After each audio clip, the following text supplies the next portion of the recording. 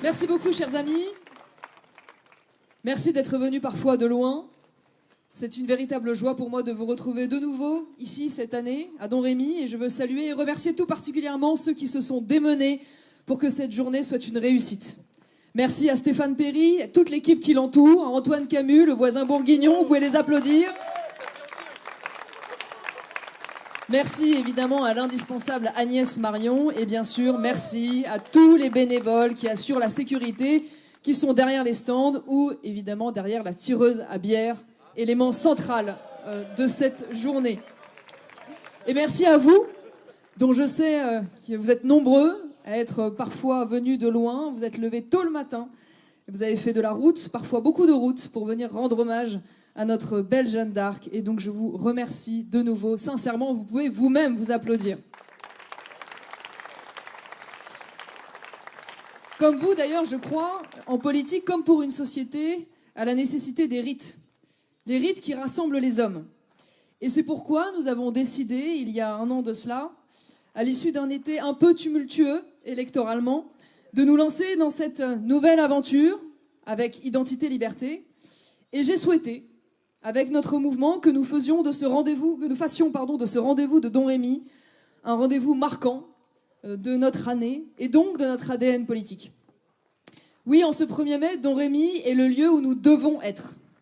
Là, plus qu'ailleurs, souffle l'esprit de Jeanne, fille du peuple, héroïne de France, qui libéra une ville, réveilla une nation, fit un roi et mourut à 19 ans sur le bûcher.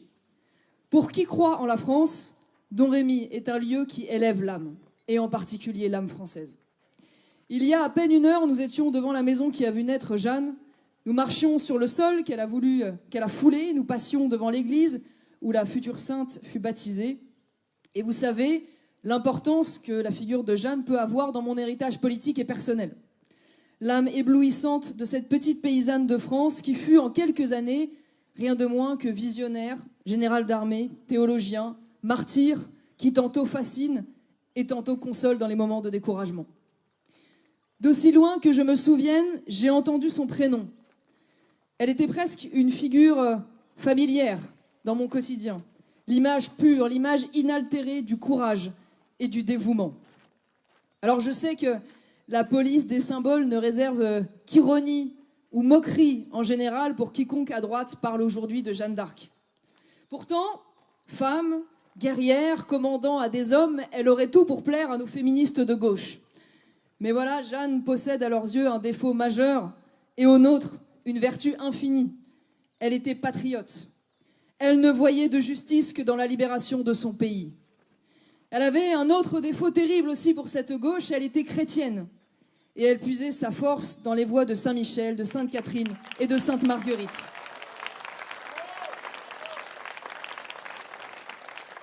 Elle croyait aux siens, elle croyait aux saints, elle croyait à la terre, à un ordre à la fois sacré et naturel. Jeanne était une Française, la plus grande Française sans doute, et pour la gauche, ça aussi, évidemment, c'est un défaut. Alors faisons un petit retour en arrière, la France de 1429 est au bord du gouffre. D'aucuns alors la voyaient à l'agonie, d'autres pensaient achever bientôt de se la partager. Puis vint Jeanne. Jeanne, une simple jeune fille ne sachant ni lire ni écrire, qui, sa foi en bouclier, porta l'épée comme un étendard. Qui était Jeanne? Et qu'était Jeanne? Une énergie. Si Jeanne est une page de ce qu'on appelle aujourd'hui le roman national, elle en est alors la grande page du roman de l'énergie au service de la nation. Une comète étincelante dans le ciel de notre histoire. Une femme qui débuta sa mission à 17 ans et mourut à l'aube de sa vie, seulement 2 ans plus tard. À 6 siècles de distance, elle n'est pas seulement un exemple, elle n'est pas seulement un symbole, elle est une leçon. Elle est une leçon de lutte et d'espoir, 2 choses dont nous, Français, nous avons bien besoin par les temps qui courent. Oui, traverser la nuit noire est possible. Les aurores sont toujours promises à ceux qui espèrent et à ceux qui agissent. Jeanne disait, les hommes d'armes combattront et Dieu donnera la victoire. Qu'est-ce que cela signifie? Qu'il ne faut rien demander avant d'avoir tout exigé d'abord de nous-mêmes. Et pour combattre, il faut des armes. Et si l'on n'en a pas, eh bien il faut les trouver ou il faut les faire. Chercher, forger les armes pour affronter les menaces, pour finalement réarmer la France. Et réarmer la France, c'est derrière ce mot d'ordre que nous avons placé notre action, et c'est le titre du manifeste d'identité-liberté que nous allons publier ce jour. Et si nous devons urgemment réarmer la France, c'est parce que nous avons, pas seulement, je dirais, un adversaire politique, mais un ennemi politique. Et cet ennemi, il était dans nos rues dimanche dernier, derrière Jean-Luc Mélenchon, en train d'inventer de toutes pièces, le crime dont il rêvait.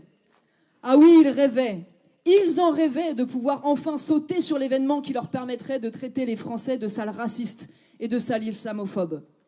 Ils rêvaient de trouver enfin le prétexte de jeter l'opprobre sur la droite, forcément coupable, et de mettre des cibles dans le dos des journalistes du groupe Bolloré. Manifestement, le massacre de Charlie Hebdo, la mort de Samuel Paty ne leur ont pas suffi pour comprendre que l'accusation en islamophobie peut être mortelle. L'occasion était trop belle. Alors Mélenchon s'est précipité dans la rue, les yeux rougis, pour utiliser le meurtre de ce pauvre Aboubacar Cissé comme arme de division massive des Français. Et des militants de gauche fanatiques en ont profité pour appeler à la constitution de milices privées contre l'État. Tout est bon pour pousser à l'explosion dont ils rêvent dans leur folie révolutionnaire. Ah non, par contre, ils n'étaient pas dans la rue pour le père Hamel et les 3 martyrs de la basilique de Nice. Ils n'étaient pas dans la rue pour Thomas. Ils n'étaient pas dans la rue pour Lola ni pour Philippine. Parce que M. Mélenchon et ses troupes ont la larme sélective. Il n'y a qu'un malheur dans leur grande récupération de communication, c'est que tout n'est que mensonge. Le meurtrier n'est pas le Français Dupont-Lajoie qu'ils espéraient, c'est un immigré bosnien. La motivation anti-musulmane n'est pas confirmée par le meurtrier, qui n'a d'ailleurs laissé aucune trace de ce penchant par le passé. Alors qu'à cela ne tienne, la France insoumise trouve une nouvelle attaque et affirme que le méchant Bruno Retailleau n'aurait pas voulu rencontrer la famille de la victime. Encore raté, il se trouve que la victime, Aboubacar Cissé, était clandestin, et on comprend bien alors qu'il n'était pas aisé pour le ministère de l'Intérieur de retrouver sa famille. Tout ça dit une chose, que leur monde, que leurs obsessions n'existent pas. La réalité dans notre pays, c'est que ce ne sont pas des hordes de milices d'ultra-droite qui martyrisent des musulmans sans défense. La triste réalité est celle-ci. Près de 300 personnes ont trouvé la mort par des djihadistes islamistes, quasi exclusivement d'origine extra-européenne. La réalité, ce sont des Français poignardés gratuitement à coups de sales guerres et de sales blancs. La réalité, c'est que l'immigration est partout surreprésentée dans la délinquance et dans les prisons. La réalité, c'est qu'en 2024, les actes anti-musulmans ne représentent que 7% des actes anti-religieux. La réalité, c'est qu'en novembre 2023, le ministre de l'Intérieur parlait alors sur l'année de 1762 faits antisémites, 564 faits antichrétiens et 131 faits anti-musulmans. La réalité, c'est que le racisme le plus décomplexé, mais aussi le plus nié dans notre pays, c'est bien le racisme anti-blanc, dont certains osent même affirmer qu'il n'existerait pas.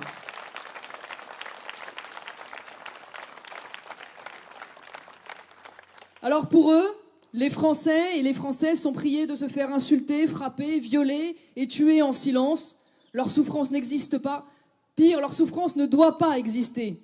Parce que leur souffrance, vous comprenez, risquerait de faire le jeu de l'extrême droite.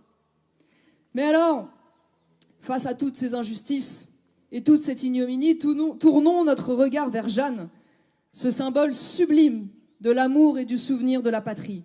Et souvenons-nous que jamais tant de courage, de droiture, de foi, de cœur ne furent payés d'autant d'ingratitude dans cette apparente, mais provisoire, victoire du mal sur le bien qui se conclut sur le duché de Rouen. Jeanne, c'est la preuve aussi que tôt ou tard, l'innocence bafouée, le courage malheureux, l'idéal rêvé finissent par triompher toujours du mensonge et de l'adversité. Alors comme Jeanne, résistons. Résistons et avec identité, liberté, soyons le porte-voix inlassable de cette France. Je le dis ici devant vous avec force et détermination, les islamo-gauchistes nous trouveront toujours sur leur chemin.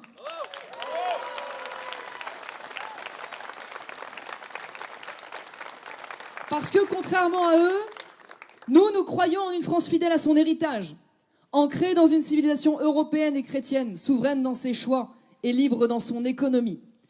C'est un héritage vivant que nous ont légué nos ancêtres. Nous sommes un nous et nous avons un chez nous. Il nous appartient de conserver et de transmettre cet héritage.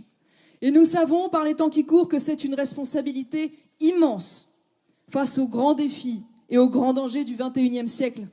La France ne redeviendra une puissance respectée qu'à travers un réarmement général, un réarmement total qui n'oublie aucun aspect de la vie des hommes. Et pour la France, notre pays, nous voulons un réarmement démographique, identitaire, éducatif, culturel, militaire, économique, démocratique et sécuritaire, lui permettant de renouer avec sa fierté et son ambition.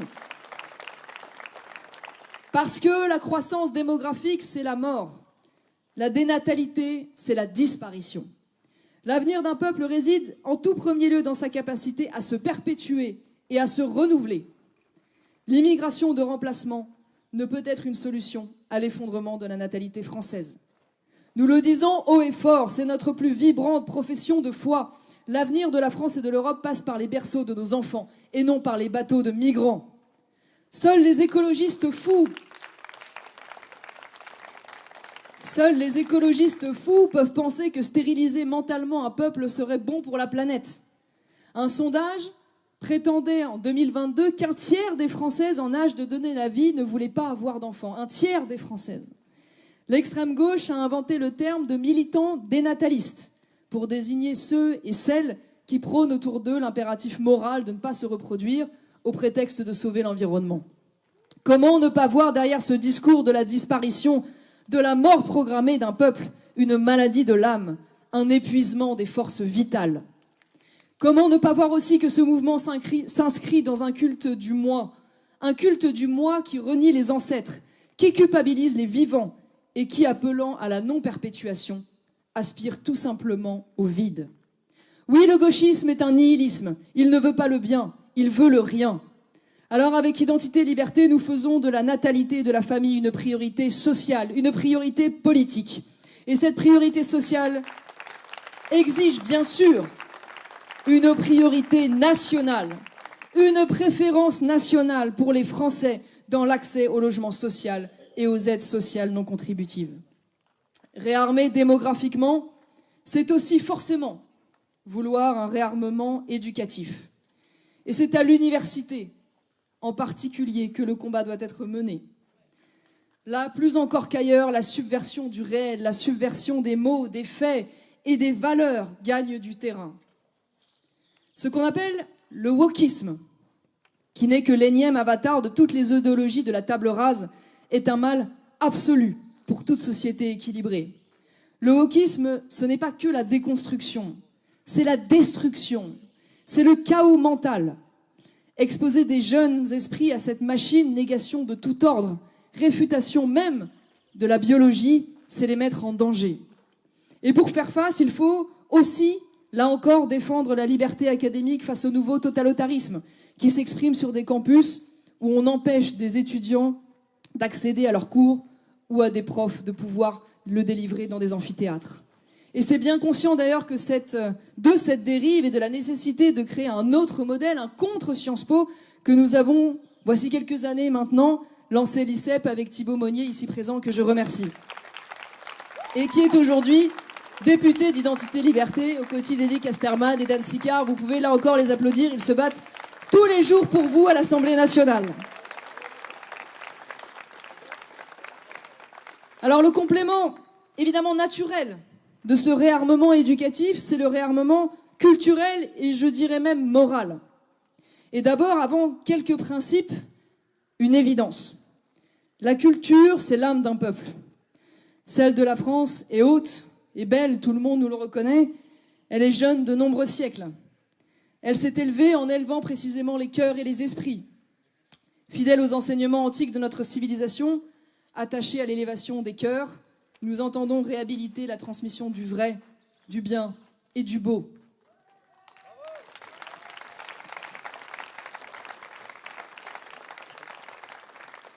Conscients de la fragilité des choses humaines et de la nature, nous sommes soucieux de la préservation des saines limites et des équilibres. Notre culture, c'est ce qui nous singularise à travers le monde. Ce qui va, malgré tout ce qui nous différencie les uns et des autres, quel que soit aujourd'hui peut-être nos générations, nos âges, nos métiers, nos territoires d'origine, ce qui va être source commune de notre attitude face au monde. Alors on parle beaucoup de bouleversements environnementaux, des dérèglements du climat. Les bouleversements sociétaux, les dérèglements de l'homme relèvent d'un autre plan, mais d'une ampleur qui, selon moi, n'est pas moins grave. Réarmer culturellement la France, c'est aussi réaffirmer des principes aussi sains que simples. L'homme n'est pas une marchandise, et la femme pas davantage. Un ventre ne se loue pas, un bébé ne s'achète pas. La vie n'est pas une marchandise. Le combat culturel, ce combat dont je vous parle, c'est aussi le combat pour la dignité de l'homme et le respect du vivant. Mais vous le savez, tous ces réarmements conditionnent le réarmement premier, le réarmement majeur, le réarmement identitaire. Si nous voulons une culture, nous voulons que ce soit la nôtre. Si nous voulons une âme, nous voulons que ce soit là encore la nôtre. La France, contrairement à ce qu'a encore affirmé Emmanuel Macron hier, n'est ni une idée ni une abstraction. Elle n'a pas vocation, comme le souhaiterait Jean-Luc Mélenchon, à se créoliser pas à chaque génération jusque de nos campagnes, sauf évidemment à se dissoudre. Les Français n'ont à demander pardon à personne, à ne faire de la place à personne, à ne laisser leur place à personne.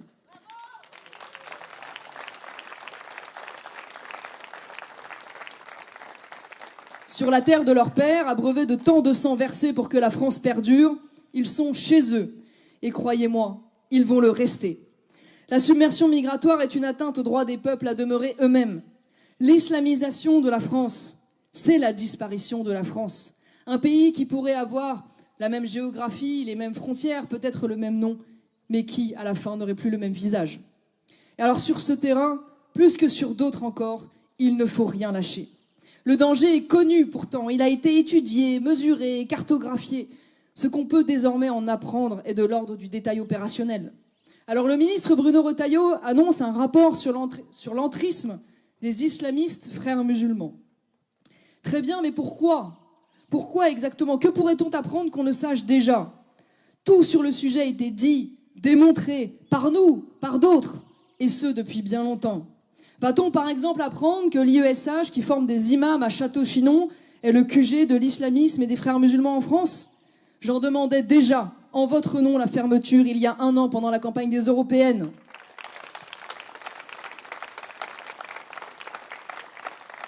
Il n'est plus le temps des consultations, des rapports. Il ne faut pas faire un rapport sur les frères musulmans. Il faut les interdire. Il faut interdire les frères musulmans. Expulser leurs propagandistes et bloquer ce qui est aujourd'hui leur vivier de recrutement principal, l'immigration inassimilée. Sur ce sujet du danger islamique, de la subversion migratoire, nous devons parler haut et fort, peupler le débat public de nos mots d'ordre et de nos solutions. Il faut en finir avec le joug de certains juges qui privent les Français de droit de décider pour eux-mêmes du destin de leur famille et de leur pays. Car il nous faut aussi, c'est évident, un réarmement démocratique. Et la récente actualité autour de l'empêchement de Marine Le Pen de candidater nous le rappelle cruellement. Nous défendons, nous à Identité Liberté, une coopération européenne fondée sur la souveraineté des nations libres, héritières d'une civilisation commune. Nous nous opposons au centralisme bruxellois et à la dérive autocratique et réglementaire de la Commission. C'est le sens du combat que nous menons d'ailleurs avec Laurence Trochu, avec Nicolas Bay, avec Guillaume Pelletier et tous nos alliés des conservateurs et réformistes européens, parmi lesquels les Italiens de Fratelli d'Italia, derrière le leader Giorgia Meloni.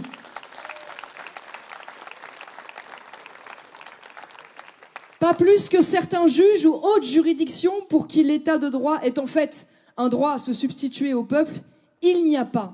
Il ne peut pas y avoir de vision de la démocratie qui ne trouve pas son cadre, sa source et même son but dans le peuple et donc dans la nation.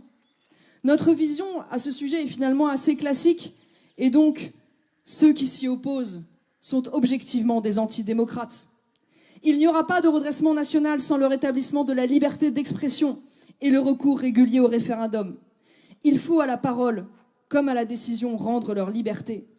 Être libre, être soi-même sont essentiels pour un peuple. Mais le citoyen ne peut se réaliser et imaginer son avenir que dans le cadre d'un pays dynamique et prospère économiquement. Je le dis en ce 1er mai qui est, vous le savez, aussi la fête du travail. La France doit remettre le mérite et l'effort au cœur du grand projet national en privilégiant la production à la redistribution et le travail sur l'assistanat. Ceux qui produisent, ceux qui prennent des risques, ceux qui se lèvent le matin doivent être libérés de toutes les contraintes fiscales et réglementaires qui aujourd'hui les découragent. Seul le travail rendra de nouveau la France grande. Décroissance, revenu universel, droit à la paresse, taxation obsessionnelle des super méga ultra riches, autant de délires qui finiront de tiers-mondiser la France. Mais s'il faut en finir avec le socialisme mental, il faut également en finir avec l'Europe du suicide industriel. Vous avez certainement suivi l'annonce de la suppression en France de près de 600 emplois par ArcelorMittal, qui est le dernier exploit en date de la Commission européenne. Alors, j'ai d'ailleurs été tout juste interrogé par LCI à ce sujet, qui m'a sauté dessus en me disant que finalement cette situation d'ArcelorMittal et plus généralement du secteur de l'acier était de la responsabilité de Donald Trump. Mais quelle vaste blague! La réalité, c'est que ce secteur est en souffrance depuis de très nombreuses années déjà, pour une raison simple, c'est qu'il est petit à petit grignoté par la concurrence déloyale chinoise. Et qu'aujourd'hui, en France comme en Europe, on achète de l'acier chinois. Et on achète de l'acier chinois pour une raison simple, c'est que nous ne sommes plus suffisamment compétitifs. Et nous ne sommes plus suffisamment compétitifs parce que les charges et les normes sont trop lourdes et parce que le coût du travail est trop important. Et parce que, évidemment, sujet essentiel de la responsabilité directe pour le coup des gouvernants européens, l'énergie coûte trop cher. Nous avons, sous l'égide de l'ancienne Commission, fait des choix hasardeux que perpétue, aujourd'hui Emmanuel Macron et le nouveau gouvernement en investissant de manière complètement délirante dans le tout renouvelable, au détriment bien sûr du nucléaire ou des énergies renouvelables non intermittentes, ce qui a abouti, vous l'avez certainement vu dans la presse, à ce que potentiellement d'ici 2035, le coût de l'énergie puisse encore être multiplié par 2. Comment imaginer être compétitif dans un pays où l'énergie est 4 à 5 fois plus chère qu'elle ne l'est aujourd'hui aux États-Unis ou en Chine? Alors évidemment, ne nous trompons pas de sujet. Le déficit de la balance commerciale entre la France et les États-Unis aujourd'hui est de l'ordre de 4 milliards d'euros, ce qui est déjà déplorable. Mais le déficit commercial avec la Chine est de 32 milliards d'euros. Voilà où est le véritable sujet. Aujourd'hui, si on doit parler de concurrence, et ne pas oublier, puisque évidemment, les journalistes n'ont pas manqué de me demander si je regrettais de m'être rendu à Washington à l'occasion de l'élection de Donald Trump. Eh bien, je vous le dis, de la manière la plus décomplexée qui soit, je ne regrette pas pour une raison simple, c'est que moi, je n'ai jamais été naïve à l'égard de Donald Trump et des États-Unis. Je veux dire, il n'y a aujourd'hui que des gouvernants pour découvrir que Donald Trump, déjà pendant la campagne, avait fait la promesse auprès des Américains d'utiliser le protectionnisme et les barrières douanières pour relocaliser des industries et une partie de l'économie américaine. En soi, il joue son rôle de président américain au service des intérêts américains, là où je souhaiterais, de la même manière que les gouvernants français, se mettent au service des intérêts français.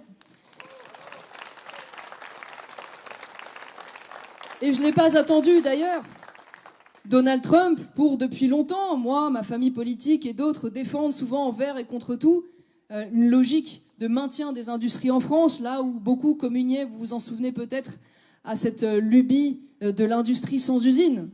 Et là où beaucoup d'autres considéraient que le libre-échange généralisé était la vocation indépassable finalement du bien-être économique.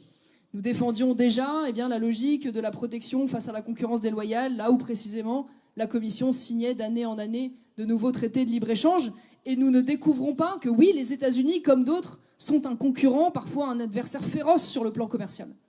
Je rappelle que l'affaire de l'amende colossale qui avait été infligée à BNP, l'affaire Alstom, fleuron industriel qui a été bradé par Emmanuel Macron sous la pression des États-Unis, l'affaire des sous-marins en Australie, vous vous en souvenez certainement aussi, l'affaire de l'espionnage massif aujourd'hui en Europe par les États-Unis, parfois même de dirigeants européens, tout cela ne date pas de Donald Trump. Tout cela date de Barack Obama.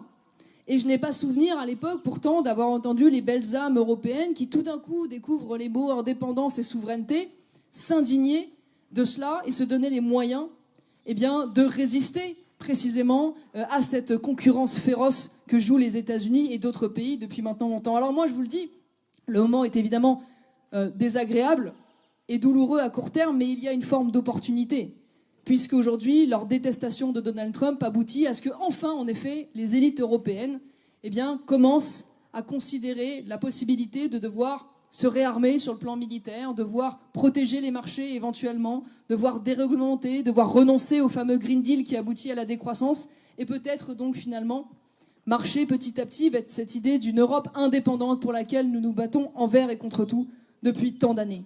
Parce que Bruxelles a voulu l'Europe ouverte, et finalement elle a créé l'Europe offerte. Elle a voulu une Europe verte, elle aura une Europe vide, vide de ses usines et de ses emplois. Alors, parmi les 600 employés qui sont menacés, dont 100 d'ailleurs à Florange, à 1 heure seulement de voiture d'ici, je veux dire à ces ouvriers que si la gauche les a abandonnés, préférant le virtuel à l'idéologie, à la réalité des usines, nous, avec Identité Liberté, nous serons toujours à leur côté, comme nous l'étions déjà hier. Enfin, et puisqu'il existe un lien avec l'industrie, nous devons retrouver la voie de la force et la voie de la puissance. Sur le plan extérieur, nous devons avoir conscience que personne ne nous défendra à notre place. Là encore, combien de fois l'avons-nous dit avant tous les autres, alors qu'aujourd'hui, il commence à peine à déciler. Le réarmement militaire, oui, est une absolue nécessité, mais l'a toujours été, finalement. Si la France conserve encore une place centrale en Europe grâce à sa puissance nucléaire, si elle est encore la première armée et la première industrie de défense, nous sommes loin de ce que l'état du monde qui nous entoure ou des menaces intérieures exigent. Et il faut le dire, l'implosion de la société française, le délitement généralisé au quotidien, la partition de fait dans des territoires où rentrent les aides sociales, mais pas la police, et d'où sortent la drogue et les armes, autant de faits, autant d'accélérations qui témoignent d'une guerre de basse intensité faite à la France. Et qui peut croire qu'une telle situation peut encore longtemps perdurer sans dégénérer?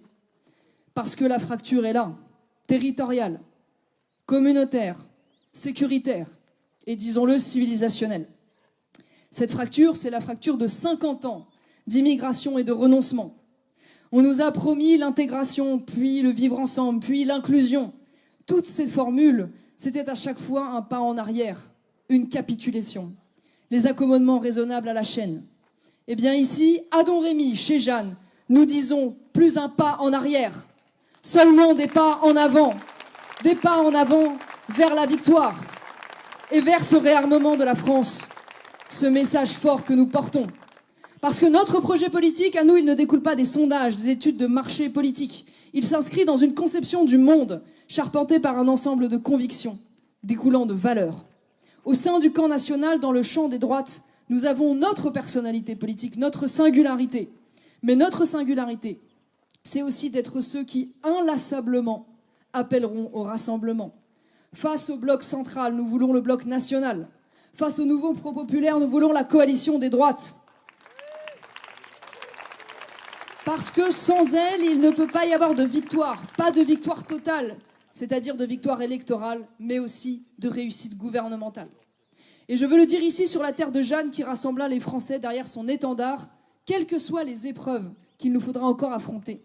Cette victoire ne peut avoir qu'un seul prénom, l'union. L'union.